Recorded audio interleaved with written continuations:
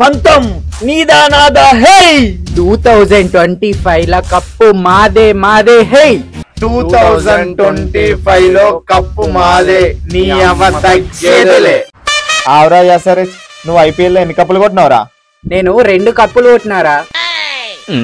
ఆవరా అమ్మాయి నువ్వు ఎన్ని కప్పులు కొట్టినవరా? నేను 5 కప్పులు కొట్టినరా.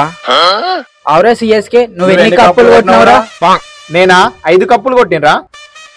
ఆవుగాని మన ఫ్రెండ్ ఆర్సీబీ గాడు ఆడెన్ని కప్పులు కొట్టినరా?